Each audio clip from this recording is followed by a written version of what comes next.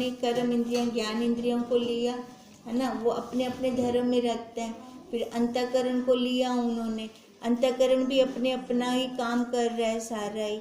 फिर वो निदाग को ये दिखा रहे हैं भी सुख दुख तो उनमें है ही नहीं। फिर ये साथ में ये बता रहे हैं भी हम निकलेंगे कैसे, क्या उपाय है, मोक्ष की प्राप्ति का उपाय क्या है। मोक्ष की प्राप्ति का उपाय हमें बताया था विचार। बिना विचार के हम इस संसार से बाहर नहीं निकल सकते। अब ये संसार क्या है, अब संसार दिखता तो है नहीं, है ना, तो फिर ये संसार क्या है, संसार है संस्कार जो अंदर हैं, हमारे अंदर कैसे हैं। देखो, हम जो बनकर कर्म करते हैं, बन के जो कर्म किए जाते हैं उसी के संस्कार भर जाते हैं हमारे अंदर। अब हम क्या क्या बनते हैं ये खुद देखें।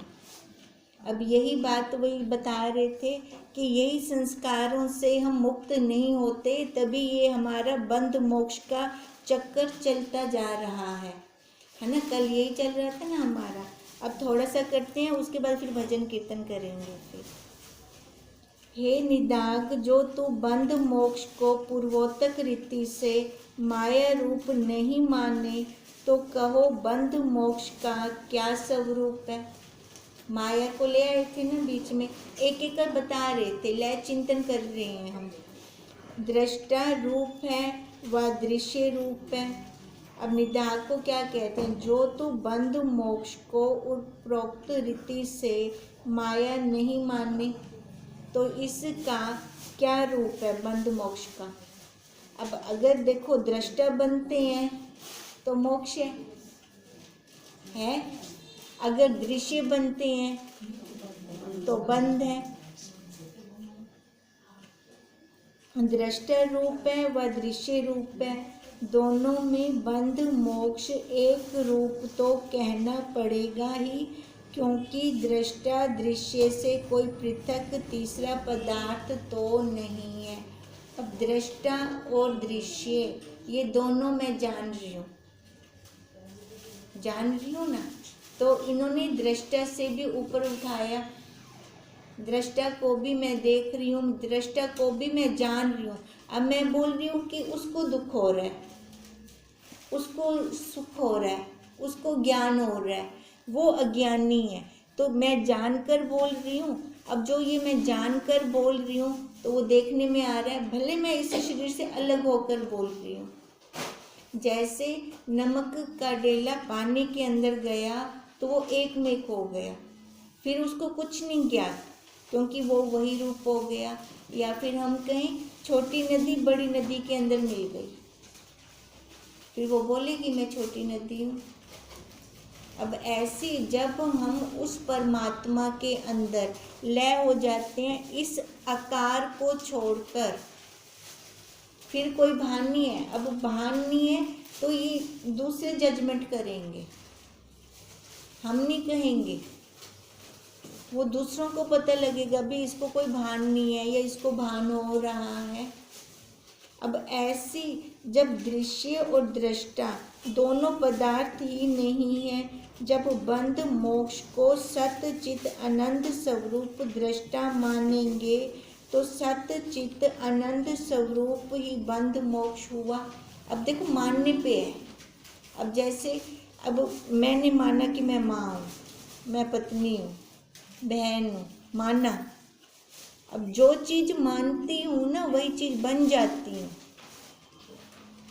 या तो हम व्यवहार करें, व्यवहार ऐसे करें जैसे आकार आया वैसा व्यवहार कर दिया।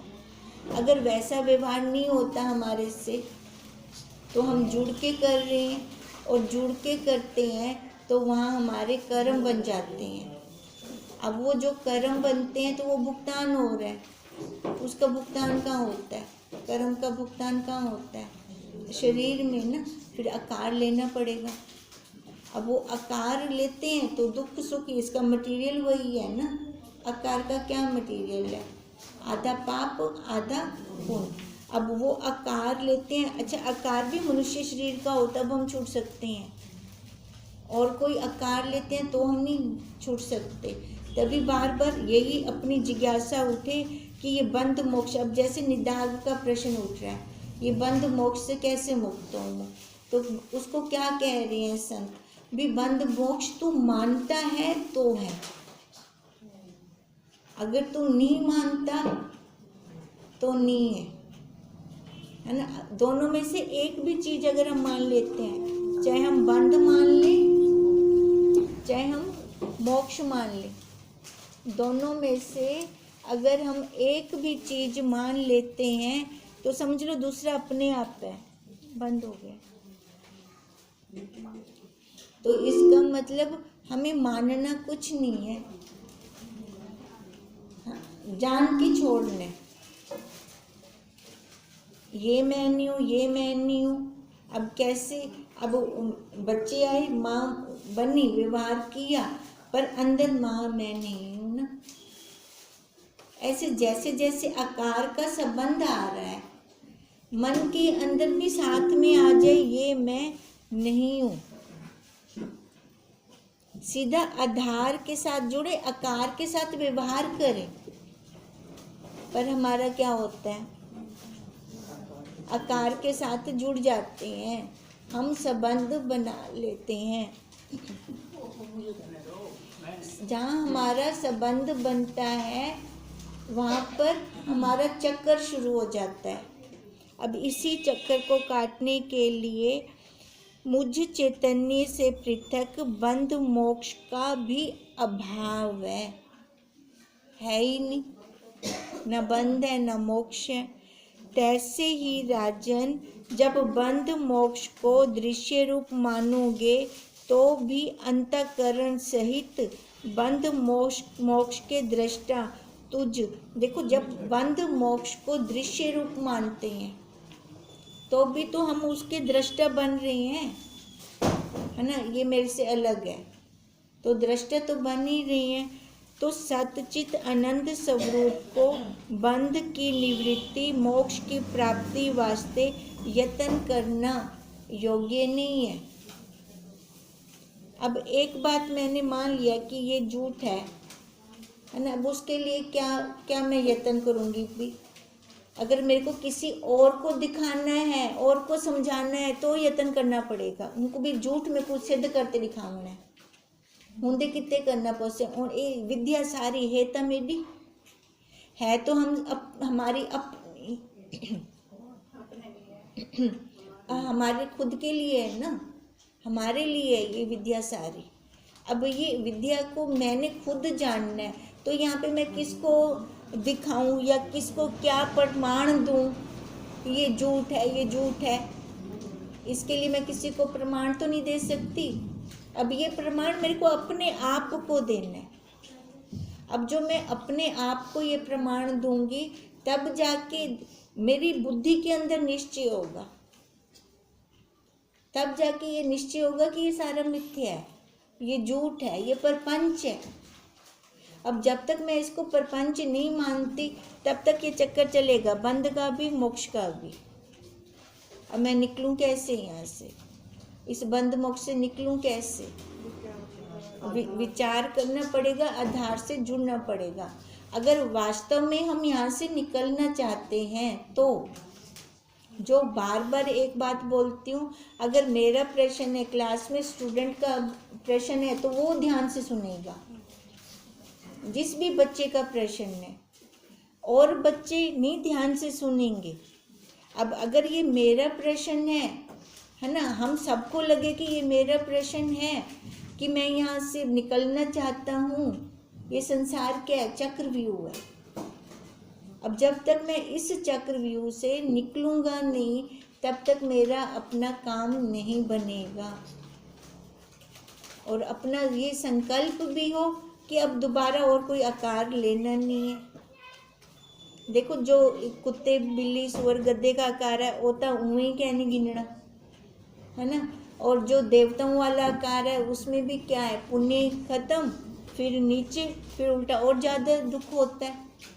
अच्छा, मनुष्य शरीर के अंदर अब हम सारे बैठे हुए हैं, अब हम देखें, अब क्या हम सुखी हैं इस आकार के अंदर? अगर अब नहीं है तो अब वाले से ही हमें वैराग्य आना चाहिए। अब वाले से ही हम जाने कि बस अति हो गई, अब आगे दूसरा फिर से ये चक्कर नहीं शुरू करना। जब खुद का ये प्रश्न बनेगा, खुद को वैराग्य स्वतः आएगा। वैराग्य किसी के कहने से नहीं आएगा। जब स्वतः ये वैराग्य आएगा तब जाकर हम यहाँ से छूटने का उपाय करेंगे। किसी ने कमरे के अंदर बंद कर दिया, यत्न करते हैं वहाँ से बाहर निकलने का। मैं अपनी मर्जी से नहीं बंद हुआ, किसी ने की है बंद मेरे को, तो मैं वहाँ से निकलने का यत्न करूँगी। अब उसके लिए जो जो उपाय करने पड़ेंगे मेरे को, वो मैं सारे करूँगी। अब यहाँ ये भी उपाय करना पड़ेगा। इसका उपाय बस यही है कि खाली विचार कर, समझ आ जाए, वो समझ बैठ जाए बुद्धि के अंदर कि ये मैं नहीं हूँ, मेरे जितने भी संबंध हैं ये मेरे नहीं हैं, ये सारे संबंध मिथ्या हैं, झूठे हैं, इस आकार के आकार, ये मैं नहीं हूँ। जब ऐसी समझ आती है तो ना बंध रहता है ना मोक्ष रहता है। क्या रहेगा फिर? क्या हो गया?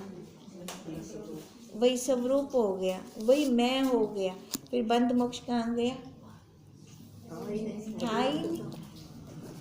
था ही नहीं बंध मोक्ष। वो हमारा अपना ही स्वरूप था। अब माता जी कैसे आए, बाहर कैसे निकले? थे तो इसी संसार में ना, इसी संसार से यहीं जन्मे, यहीं लय हो गया आकार उनका, पर बाहर तो निकल गए ना। एक बार ये चक्रव्यूह तोड़ा है, हमें भी ये वाला चक्रव्यूह तोड़ना पड़ेगा अगर हम चाहते हैं यहाँ से बाहर निकलना। तभी वो परम सिद्धि हमारी यही है।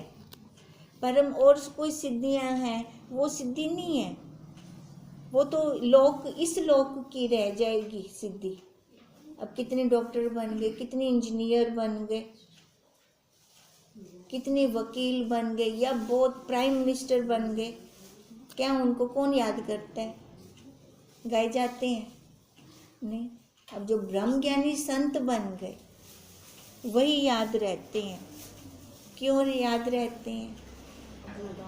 अपना काम किया है ना, वही हमें अपना काम करना है बस।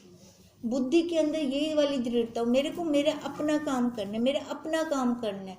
मेरा अपना काम यही है कि ये संबंध खोखले हैं, इनको देख के हटाती जाऊं। अब किसी को कहने की जरूरत नहीं है ना, उनको संबंध वालों को कहना है, मुंह पे किसी को कुछ नहीं कहना, पर हमारे अंदर दृढ़ता होती जाए।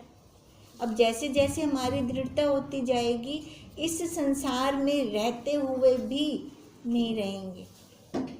जैसे आकाश असंग, निर्विकार, निर्लेप, ऐसे हम भी। अब माता जी ने बस इतना काम किया है। अभी भजन करेंगे। अब इतना माता जी ने काम किया है ना, इतना हम भी कर लें। क्यों? क्योंकि हम उनकी संतान हैं। बच्चे हमेशा अपने माँ बाप का ही नाम रोशन करते हैं। हम रोशन करेंगे ना, तो ऐसे ही होगा ना, जब हम अपना काम कर लेंगे तब उनका नाम रोशन करेंगे।